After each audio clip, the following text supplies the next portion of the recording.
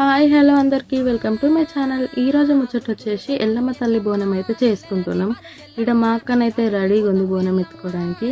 ఇక వదినైతే బోనం ఎత్తింది అక్కకు. ఈ బోనం మేము చేసుకుంటూ అయితే ఫస్ట్ టైం మా వదిన మొక్కుకుంది ఎల్లమ్మ తల్లికి బోనం చేస్తాను, అందుకోసం అయితే ఈ బోనం చేసుకుంటున్నాం. ఇక్కడనైతే మేము స్టార్ట్ అయిపోయినాం టెంపుల్ దగ్గరికి. ఇక టెంపుల్ దగ్గరికి అయితే వచ్చినాక వెంటనే ప్రదక్షిణాలు అయితే చేసుకున్నాం. సో నాకైతే వాయిస్ ఓవర్ ఇవ్వడం అయితే ఫస్ట్ టైం నా ఓన్ వాయిస్తోని. సో ఏమైనా మిస్టేక్స్ ఉంటే మాత్రం క్షమించండి. లోపలికి అయితే వెళ్ళి ఇక మొక్కులు అయితే అప్పచెప్పుకున్నాం. సో నాకు ఎట్లా మాట్లాడాలి ఏంది అనేది అయితే తెలియదు, అందుకోసమే చాలా ట్రై చేసిన, నా వల్ల కావట్లేదు అసలు వాయిస్ ఓవర్ ఇవ్వడం. సో నాకు వచ్చినట్టు నేనైతే వాయిస్ ఓవర్ ఇస్తున్నా. ఏమైనా మిస్టేక్స్ ఉంటే మాత్రం ప్లీజ్ తిట్టకండి. ఇక నేను అక్కనైతే కొబ్బరికాయ కొడతామని మొక్కుకున్నాం. సో ఇక్కడ నేనైతే కొబ్బరికాయ కొడుతున్నా. మీ అందరికీ తెలిసిన ముచ్చట్నే, మన ఇంట్లో బోనం చేసుకున్నప్పుడు మనం ఏం తినకుండా ఒక్కపోతుంటాం. కొబ్బరికాయ కొట్టినాక అవే నీళ్ళతో ఒక్కపోతే ఇస్తాం.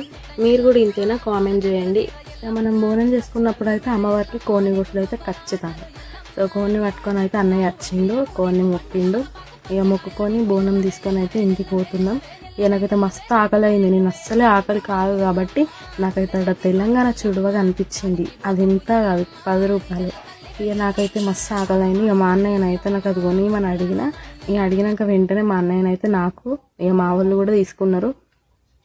ఇక ఇంటికైతే బయలుదేరినాం. నేనైతే ఇంటికి వచ్చిన వెంటనే తినుడైతే స్టార్ట్ చేసిన, చెప్పినా కదా ఆకలి కాగానే. ఉంటున్నా, బాయ్ బాయ్.